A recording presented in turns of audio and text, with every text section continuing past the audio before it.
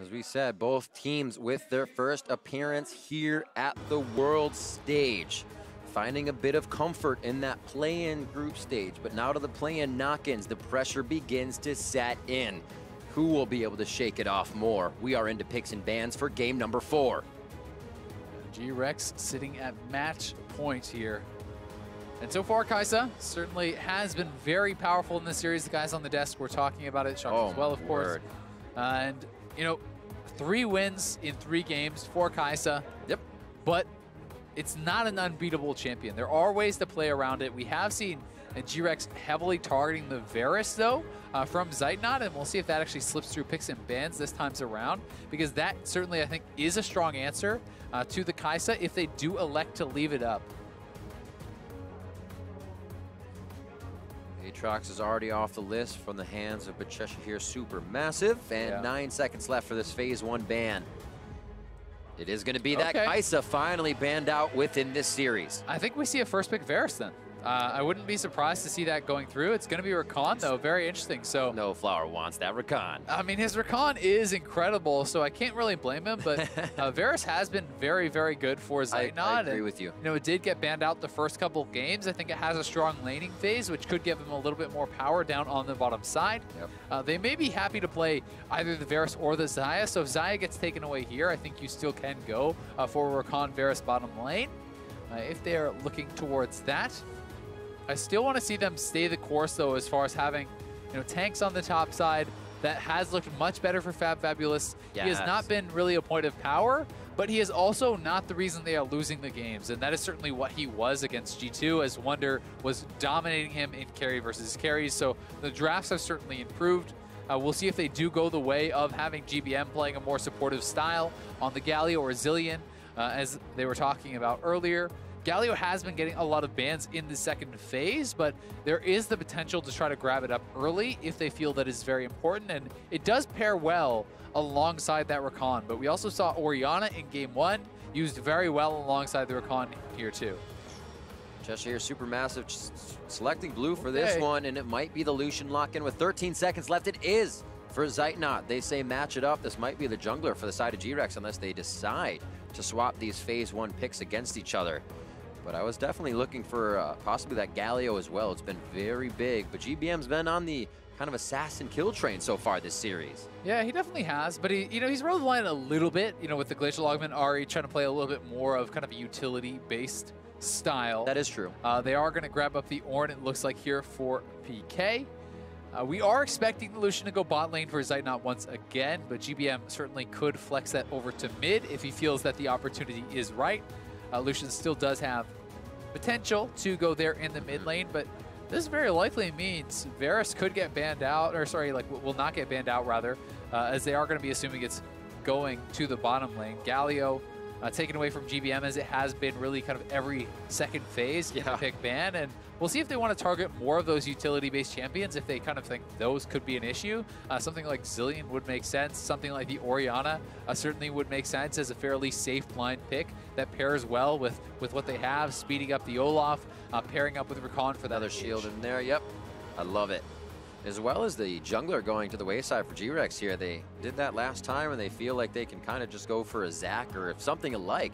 Empty feels good with the champion pools he's being pushed to so far, which is helping GRX. Yeah, and neither jungler has really ever taken over the early game so far. Right. I think that Stomage did a good job last time getting a farm advantage, but it never really kind of led to anything more than that, so it didn't really end up mattering. And in the case that it's going to be a fairly passive early game jungle style, well, who cares? I mean, you can kind of just interchange Zac, Gragas, Trundle, Olaf, etc. There's a lot of tanks that can kind of fit into that style of play. The Gragas all the way down to second phase this time around, but the Nocturne could be the selection in. Follow up on a lot of that Ornn Horn with a black shield as well for Nocturne. Feels pretty good.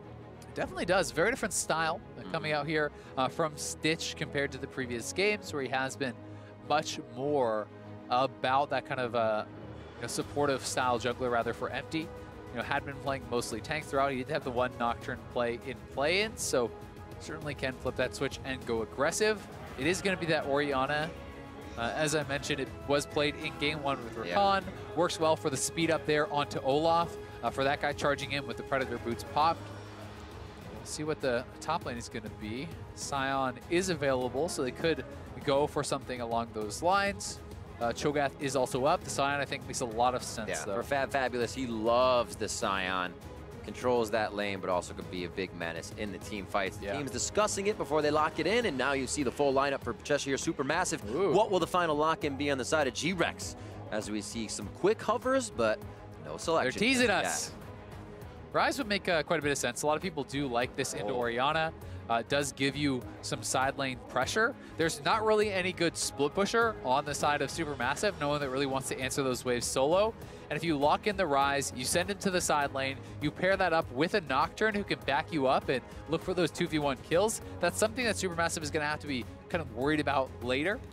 We also have to track the laning phase here for Fabulous, because while he has done fairly well and fairly even in the tank versus tank matchups, if you think back to game 1, it was PK actually getting an early solo kill in the Ornn versus Sion matchup up there in the top lane. So you want to see those mistakes avoided from Fabulous, allow the Olaf to dictate the early stages of the game, where he should have, you know, that power over the Nocturne, and really need to have a better 2v2 performance from this Lucian this game as well. Last game, they were dying in the 2v2. They were getting ganked, getting picked on. You want to see Zeitnot getting ahead of his opponent, who is playing more of this kind of scaling marksman. This is the game Supermassive needs to show up. Coming in from the blue side, they wanted that first pick. They wanted that Rakan, as it was locked in for Snowflower's initiation. It's what has been able to set GRX off their footing.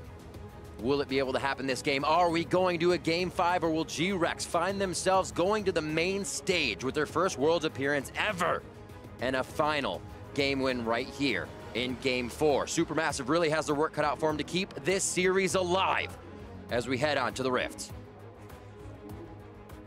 Yeah, both teams looking for that Worlds group's berth, trying to get through that play-in stage. So many teams have fallen short already. These are the last 2 teams remaining, the last 2 teams fighting for that final spot in the group stage of Worlds 2018. Crazy to think this weekend has already seen 3 teams depart from the world stage, with 3 moving on, and who will be our 4th now to enter into those main stage groups?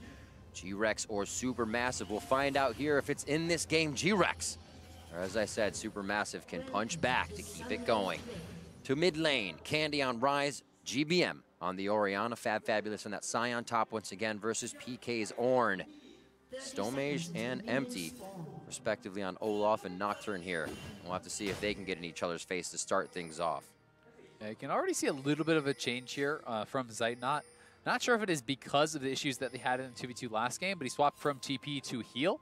Last game, they were down that heal, and it really ended up making the difference in that 2v2 all-in. Obviously, it's not the same champion, so it may just be something where he feels more comfortable playing heal into the Xayah, but either way, is worth noting. It is that Combat Summoner, and both the top laners are playing Grasp.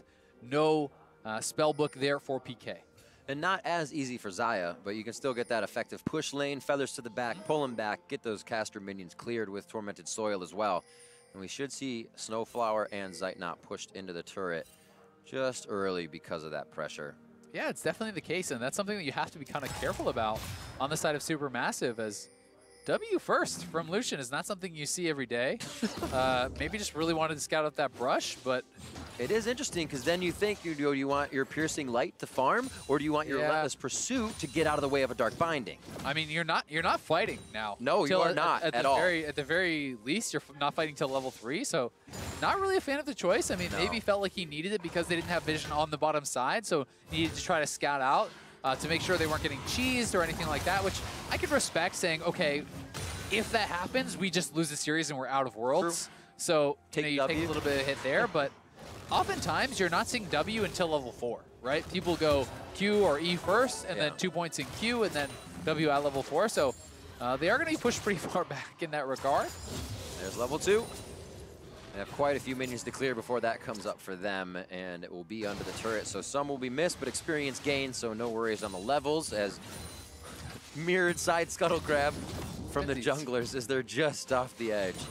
Little, if they only knew. They probably do. It's not like they can fight each other anyways. So off and running from those grabs. Wow. I like this a lot. They're just mirroring each other. This is perfect. Damage onto GBM, and that is going to taunt the junglers into the fight. Candy says, no, I am low on mana, and this is not ours to win. Yeah, they do back off, and you know, Empty was actually level 2 walking into that. He did level up off some of those creeps, but Stomage being level 3 and the Olaf just having a lot more early game dueling power is something that he wanted to be careful about. But now, looking to see if he can get in there for a smite. I don't think Empty will commit to this. This was much different in our earlier games where we actually saw them being able to push in from the side of GBM. But GBM not having too much control there as Candy was able to push him around. Controlling the lane, but not for the fight. Interesting effect there. As you still see Empty harassing Stomage in the jungle. He's going to stay for a while. They have all this pressure on the bot lane, so Zeitnot and Snowflower aren't coming up to help. Yeah, it's pretty annoying there for the Olaf, but it does look like he eventually is going to get it, and he's fairly ahead on farm. You know, he did actually take an extra camp before he went down to the scuttle, which is why he had a level advantage, and does end up securing that for himself. So, yep, Empty was pretty annoying, but he does end up just kind of falling a little bit behind as far as the pacing in that jungle.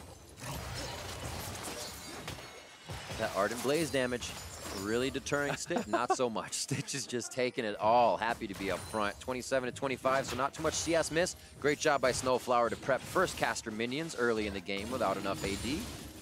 As GBM and Candy farm it out 29 to 19. So even though GBM's been pushing Candy back a bit here, he's doing more fighting than farming. Yeah, you can see all those pings on a Stomage, so he was spotted as he went over to threaten Candy there. And the roam down from Fabulous gets them another ward in the jungle, so they really want to track Empty, and they look for a fight here. Black Shield on. And quick hits in the battle dance back from Snowflower as they deal nice damage advantage and health bot lane to Supermassive. Yeah, Stitch took quite a bit of damage there, and Ignite is available, so there is always kill potential if you can catch him, but Stitch still did have his health potion available, so probably can't go for an all-in just yet without kind of working him down a little bit more. Koala feels much better about the Black Shield on this one. At times better with Grand Entrance. He doesn't have to worry about an Alistar coming in every time he tries to save Stitch. But low on mana, they definitely have to be careful on the side of GRX so they don't get initiated on. PK, face check into the brush, but it's going to just be a back and forth between these two tanks in the early part of the game. PK's already stayed in lane to get a few of those passive builds off of his Ornn Mallet. And he's just farming up at that nice, what I call a 75% mark of your lane. You're not taking too much pressure, but you're not under the turret. Easy CS in there as he's falling behind a little bit, so that's good for him. Yeah, and it's also basically the safest place you can actually play as a top laner. Always. Because if you can hold it outside of your turret, then the wave won't reset and push your opponent.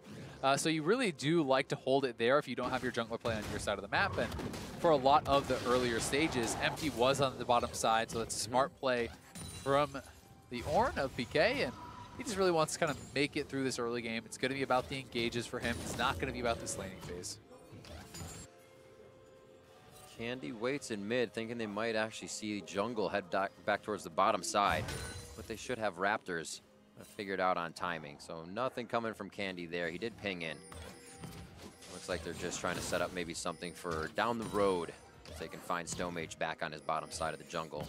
He's heading towards top though, and Candy's got to be careful. As GBM has been quite the focus this series for Stomage when he's able to get in with aggression.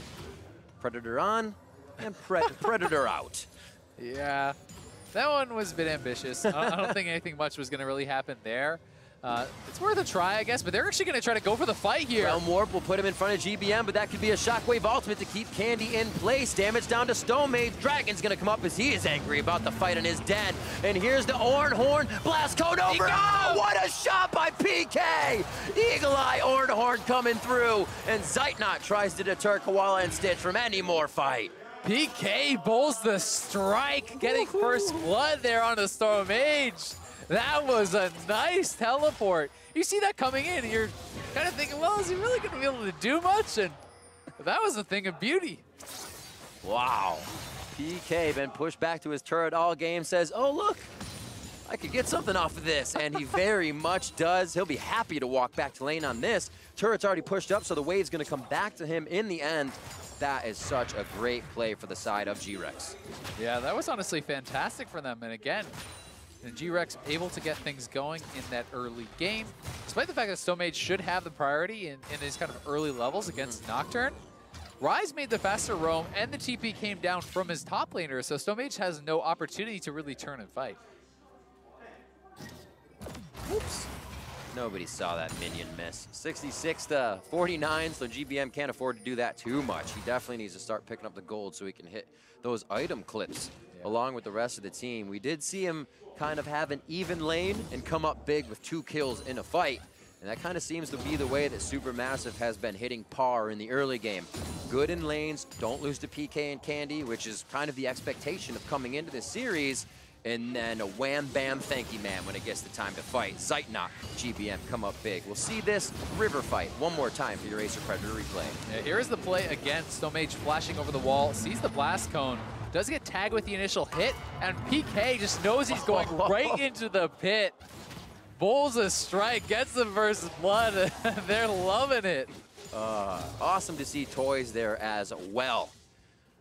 World champion himself, Toys from the Taipei Assassins, there to help coach Team GRX now. And it's got to be a lot of wisdom he's able to bring to the team. Good bit of experience to have on the squad for sure. A lot of these World Championships really does come down to the mental fortitude that it requires actually playing at this stage. You're so far outside of your comfort zone. You're playing against better players, you're playing with a bigger audience, and it really does become very difficult if you don't have a lot of mental fortitude. And people that have experienced that, people that have been through that, like Toys, can help to prepare the players for what they are going to have to deal with on these big stages. And sometimes it's just hearing it. You know, being nervous is okay right now. Yeah. You know, sometimes that's all you need to hear, and it can settle a few of the nerves that you need to make the plays. I can't imagine being at a different setup, different place to cheer of the crowd around you and still having to perform. These guys do it as much as they can, and they've been forced to do it for the past few weeks. Coming up on 10 minutes now, 500 gold lead, small for GRX, but big plays around the map are gonna make them feel good as they get PK going. It's been a very big thing for them. Again, harassing Stomage at those Raptors, and again, they take them away. Yep, and while it is not that big of a gold lead, Empty is now 6 on the Nocturne. Olaf hasn't been able to get anything done, really, whatsoever here for the side of SuperMassive, so GRX is going to be feeling good, and they could actually look for a fight here if they want to. Ragnarok still there. Stomage knows he can hold it. Not too much damage coming through just yet from the mid lane. His tier being stacked up by Candy still. Not a lot of item spikes to be had, even with all the bits of aggression on the map. Not too many people are falling. Quick cleanup in the clear here. 103 to 86 on that bot line as Zeitnot has picked it up. Yeah, they really have. They're playing this 2v2 a lot better this time around. You know, getting themselves a CS advantage down there and working quickly towards that Blade of the Rune King. They do have level 6 on Recon now, so if the Black Shield is ever wasted, there is the opportunity to look for those aggressive all-ins. No ward over the pit just yet.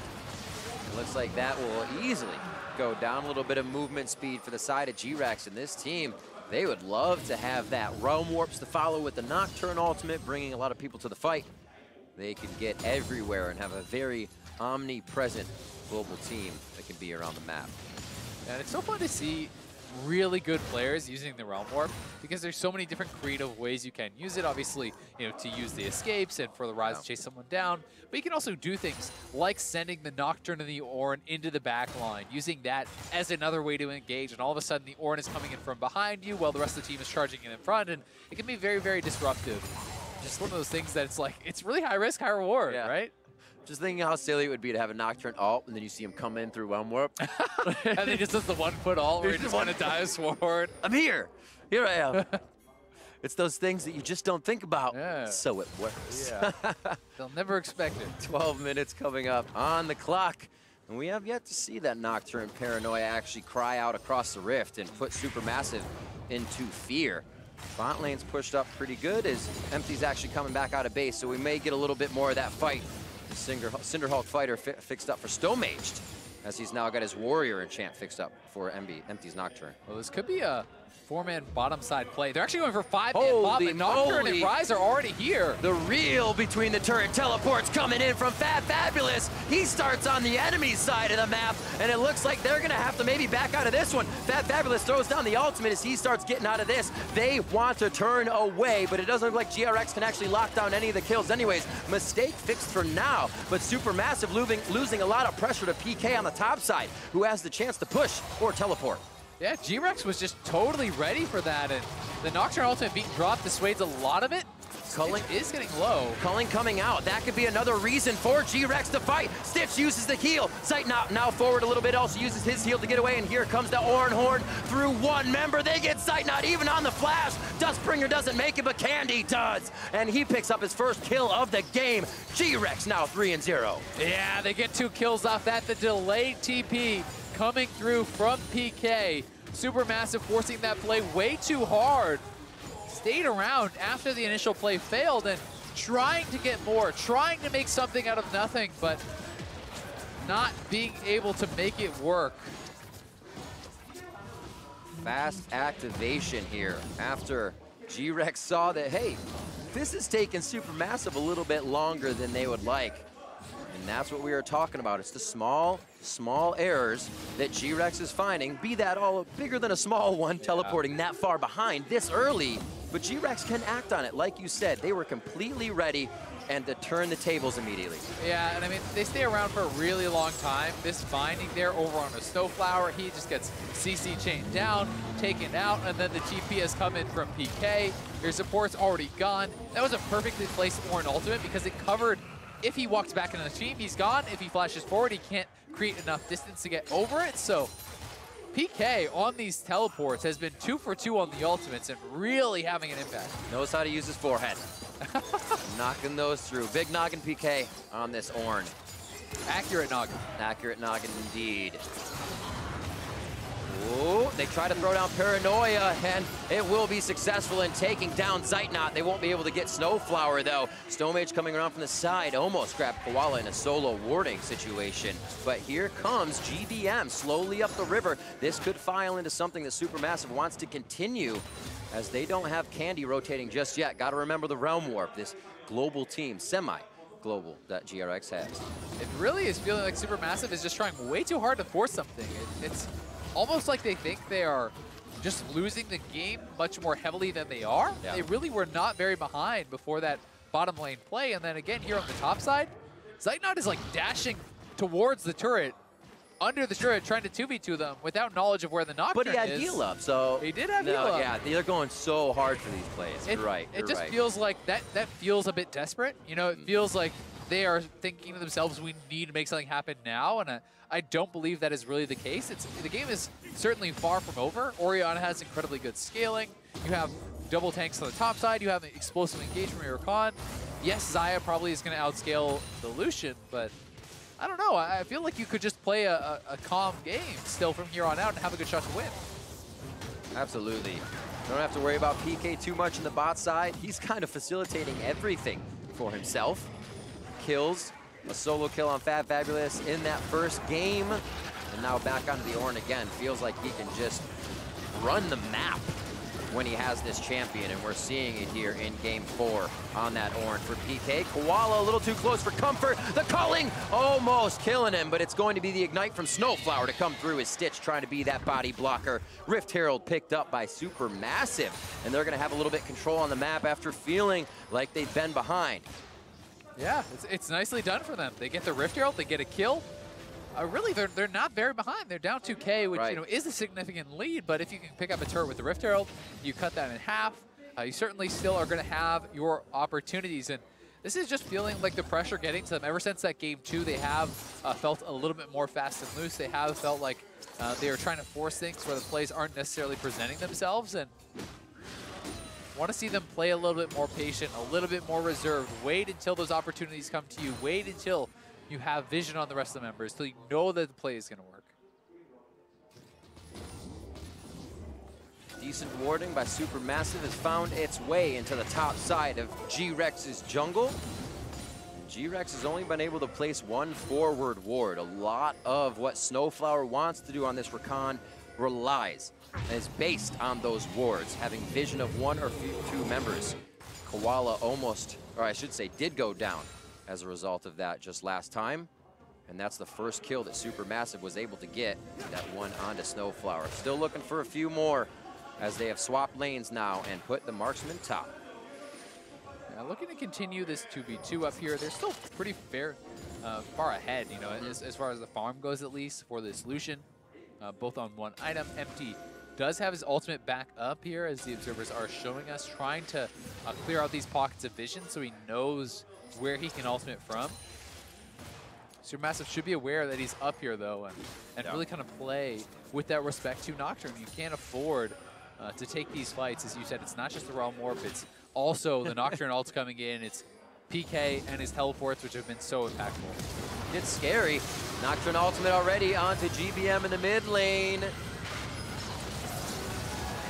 They are able to take him down immediately. He doesn't go anywhere. Empty's actually very low. Black shield on. Here comes Fat Fabulous from the bot lane. Absolutely decimates him as the Horn comes through. Shield your eyes from the ornographic material. Stowmage is going to be going down. Fat Fabulous may be next as they try to turn the fight. And Zeitnot is just a little too late for the party. Yeah, the re-engage there was so good from SuperMassive, but Zeitnot was not in position. They didn't have the damage to follow up because GBM went down without getting his shockwave off. Lucian's not there. That's all of your damage, really, and GRX will take another win. 3 kills for just the one. They'll get the mid lane turret. They'll take the dragon, and they are looking really good in potentially this final game. They find any fight and say, oh, this is ours. Crazy. 2 turrets deep. We have it, even without having placed vision up here anytime recently. Everything's been on their side. They're in for the fight. Yeah, and it looks like the stopwatch just barely missed time. I believe he actually got stunned by the Morgana ultimate coming out of the stopwatch. So he couldn't actually get, you know, his shockwave off. And unfortunately for him, it's a really tough timing because the Nocturne Fear was also there, so you have to kind of work in between those. And this was a great re-engage. If Lucian was there at the same time, I think they can win that fight. Unfortunately, he was nowhere to be seen, but they do now drop the Rift Herald. They get 1 turret. They're trying to push up and look to threaten a second. We'll see if they go too far. EK is trying to stay on the front line. Searing charge backwards means he loses a bit of that ground movement that he could get back into the fight with. Candy just on the end. Horn is about to come off a cooldown. PK can use it. Fires up the Horn and he slams down the mallet. In goes Empty and he tries to get the kill, but he could fall. Empty stays alive. They've got Stowmates on the run now as Zeitnot and Fat Fabulous try to run down mid lane. GBM's already been wiped out of the fight. There's the grab onto Stowmates. Oh, he puts himself back into the frying pan. And he's cooked up with the rest of the team. Yeah, Stowmage goes down, so does GBM. Another great engage here from GRX.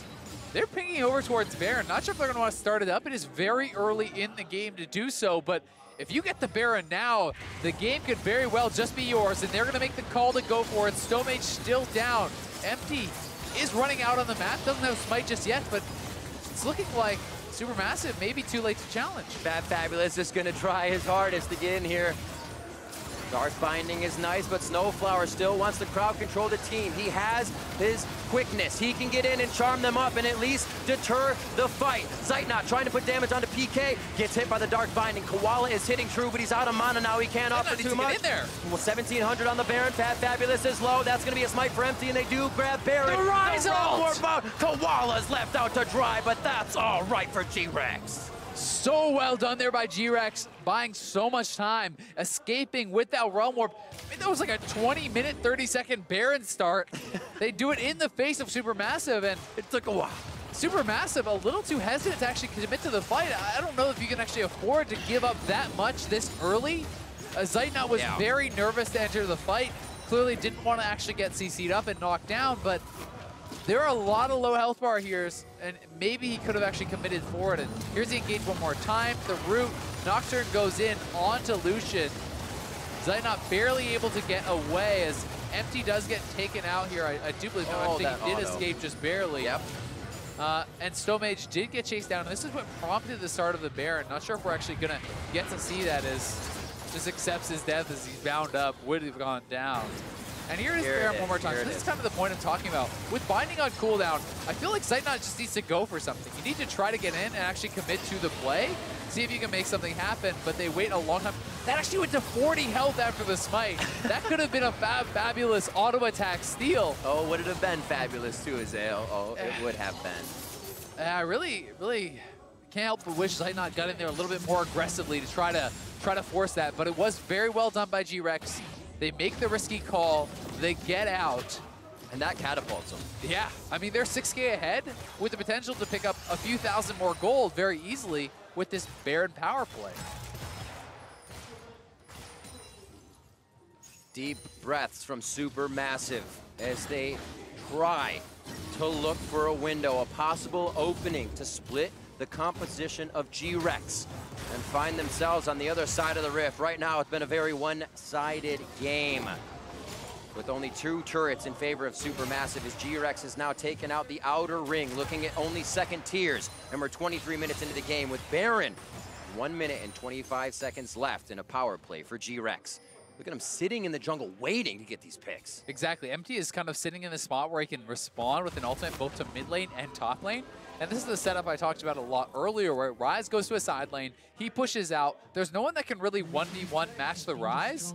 And if you try to go for a 2v1, well, Nocturne ults in and stops that. And if you try to posture too aggressively, well, they 2v1 dive you. Yeah. So that is very tough for SuperMassive to properly respond to, and it really does take a hard engage somewhere else to really decisively win a fight, or to do that on the Ryze.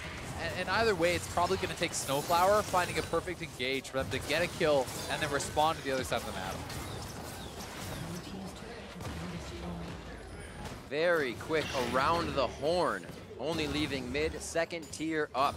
And that's already at half health. Baron minions are coming in. This is a hell of a Baron power play. Oh my God, Fabulous could go down. Use a stopwatch. It's going to be a wanted in from Snowflower. And here comes Empty for the paranoia. Ornhorn going all the way through the fight as PK cannot get it back in for the knockup, but it's not going to deter them from going under the turret. They do get sight knocked down immediately. Fabulous doing what he can to stop the rest of the fight, but the turret is in the eyes of GRX now as PK goes forward with a double searing charge knockup on a GBM and Snowflower. Snowflower with the ability to go back in now on his grand entrance and battle dance out, but they have to be wary of what they take. Candy's been on the top side, clearing inhibitors by himself. Yeah, Candy takes down that turret. It was such a nice flash binding there from Koala. Point blank, lands it onto Zeitnot.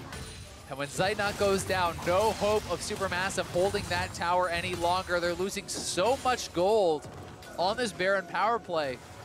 Now up to 11,000 gold advantage with 2 exposed inhibitors. These guys are gonna face, they're gonna buy up their items, and Stitch is just at such a ridiculously strong point in the game. We'll see this again. Yeah, so here it is one more time, the initial play over onto Fabulous. The stopwatch was well used there to buy some time, but a really nice Saya ultimate, buying him space. And yes, he does get charmed up after the ultimate expires, but he's already created enough space and there's no follow-up to come through to actually get over onto him. Then watch this flash here from Koala, point blank, around the minion, right onto the Lucian. That was a thing of beauty from the Morgana support. That nets them another inhibitor turret, buying time for Candy up on the top side as well, and GRX are 1 fight away from getting through play-ins, for making it to groups. Some would say raise your koalas. Raise your koalas. After a play like that, in a different way. But Koala coming up big for his team. And you got to think, look at the participation scores across the board for GRX. Everybody's had their hand in the pie. Everyone's participating, and Zeitnot is getting a little hyphy as they want to solidify some kills. They say GRX has taken too much. Airborne knocked up, knocked down is Koala as he gets a taste of his own medicine. Candy and PK from the other side now. Empty puts himself in the frying pan. No, he's going to go down to the GA. Zeitnot's on the right side of the fight. Eyes onto him as he tries to deliver in the Lucian damage. A great kill onto Empty coming in from GBM, and Stitch is looking for his targets. Not even afraid of a 2v1. Fabulous falls into Scion death form, and Stitch able to push the rest of the members of SuperMassive out. Down goes Snowflower. And this could do it. We'll see. They're actually not even going to try to push the base. They won't. No. They're just taking an inhibitor, and wow, I'm actually really surprised they're not even going to try to go straight for those inhibitors. At the very least, they will take the Infernal. They're trying to play it calm and collected, and right before that fight, Stitch bought an entire IE. He had that much gold in his bags. I didn't know we had coupons in League of Legends. He is ridiculously strong. So here it is one more time. Let's see this. Ornn down on the bottom side, Rise up on the top side. They need to force an engage. So in goes Zeitnot onto Empty. Another nice binding from Koala to buy time. Great stopwatch there to actually buy some more. And then Stitch trying to fight this out. 1v4 situation here, pulling the feathers back through, gets a lot of members low, and as Candy and PK arrive, in goes Empty, trying to buy time for the rest of the team. And the shockwave does come out here from GBM, catches 2, finishing off Empty, but Stitch is just running through them. Stitch just barrels through, and you can see how scared Zeitnot is at that moment. Yeah, I mean, Stitch is ridiculously strong right out of that fight. Oh my god! He upgrades the IE with the Ornn upgrade there, so the Infernal Infinity Edge just is completed. Under triple the damage of Zeitnot. Yeah, I mean, he's ridiculous. And if you chase him into a corridor like that, the feathers getting pulled through are just devastating. So Stitch certainly putting on a hell of a performance here. Thousands of gold ahead of his opponent. One team fight away from ending this. They have control around Baron. They want to play it safe. They want to play it smart. So they're going to look to try to get a pick and then go to Baron.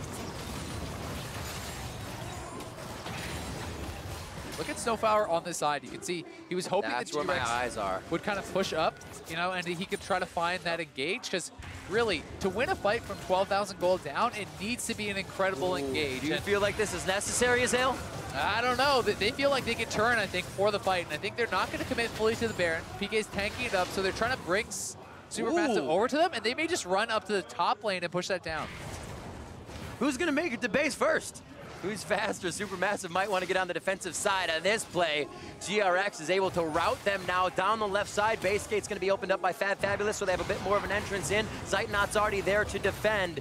And it's just going to be a slow defense. GRX is now going to play the yo-yo game until they get SuperMassive where they want them. It's minions in the bottom lane, though, that Fabulous has to respond to. So a beautiful Realm Orb right over to Baron. Teleports there. There's wards all over for Fabulous to get in. Eyes on Stomage for the back line. Where's Snowflower going to go to the back line with his quickness? Horn goes out but doesn't do too much damage. Koala is taking a hell of a lot of damage to start. PK is not in a good spot. And so far, so good for SuperMassive to find the fight that could become in the next few seconds. Fabulous is going to be the first one here to get some face checked in. They don't have a lot of vision to do this, so it's a very haphazard walk-in for this initiation for Zeitnot. He is in the face of Candy, almost two-shot by the machine gun mage. Candy gets out alive. Quickness is used. Huge battle dance and entrance there as GRX can now re-look at the fight. Big damage from Stitch. Zanya's onto Stomage as he is forced to use a bit of that utility. It looks disgusting, Azael. A clinic here from GRX if they can win the fight, but it is going to be Candy shut down first. Fabulous trying to deny PK,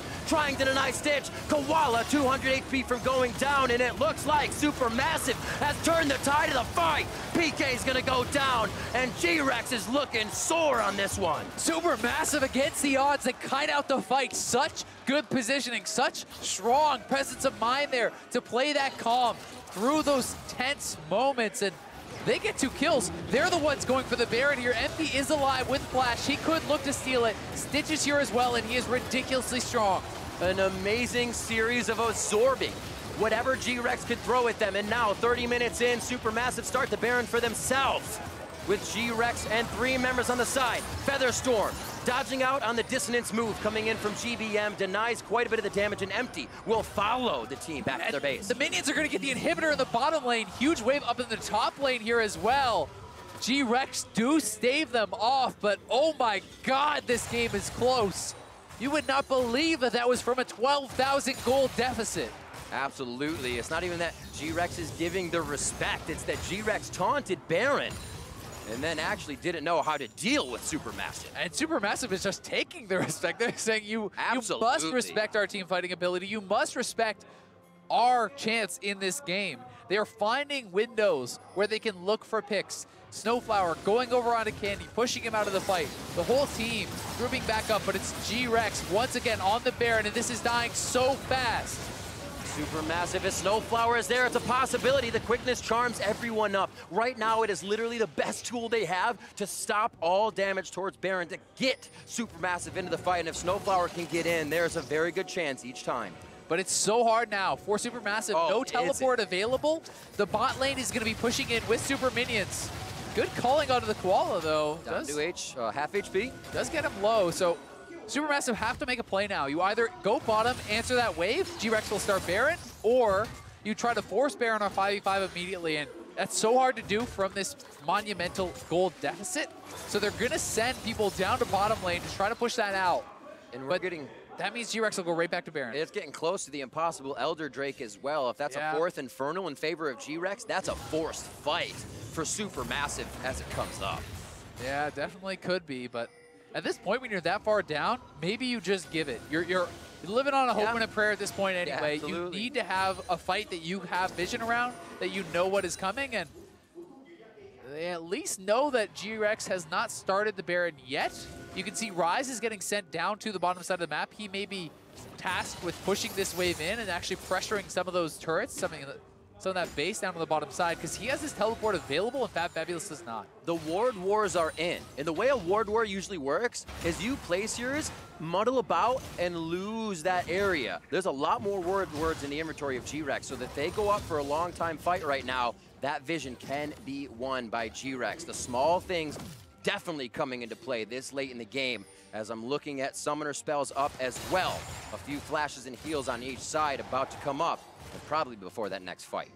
Yeah, you always have to keep track of the vision, keep track of those summoner spells. They mean so much going into these late game fights where one mistake could decide this entire series, send a team home from Worlds. And Empty is onto the Infernal, but SuperMassive doesn't have the ability to challenge this. They don't have vision in the area.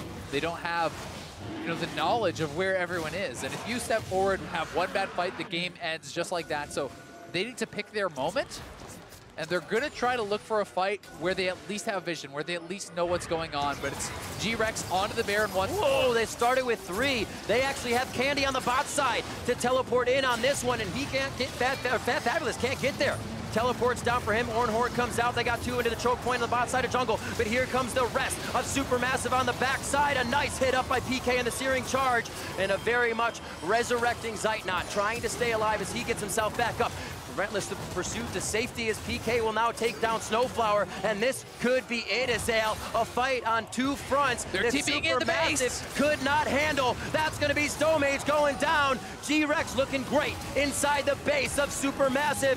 Unstoppable as he gets into the base. Fabulous stays alive as he can give one last ounce of breath with Zeitnot to defend the Nexus. GRX looking to move on to the main stage. 18-8 in one of the bloodiest series we've had as teams try to make it. Fabulous low, but it is GRX, Stitch, Koala, and PK to put the finishing touches on the game. They know they've got it. They're padding the stats. GRX has to feel fantastic in their first ever appearance at Worlds. They're going to be making it to the main stage. SuperMassive doing everything they can to stop them, but it'll never be enough. GRX is moving on. And what a series from the LMS 3rd seed, 3-1, battling back in multiple games, getting stronger and stronger throughout the showing, throughout the day. They really did earn it here, and Stitch has put on such an incredible performance throughout the group stage, throughout the knockout stage here today against Zeitnot and Snowflower. And what a lane that was to watch. I cannot wait for what the rest of Worlds has for us. Hot damn! We're just getting started, Rim. Game so far. What a series. SuperMassive almost pushing it to 5. But the team on your screen, GRX, will be making it to the main stage here at Worlds, one step closer to the Summoners Cup. Yeah, and now it's up to decide which group they will be entering into and how far they can go, as you say. This is just the beginning of their journey, and a bright future for a lot of these young players here coming onto the stage, performing very well. LMS 3rd seed did not make it into the group stage at Worlds last year round. They got knocked out in the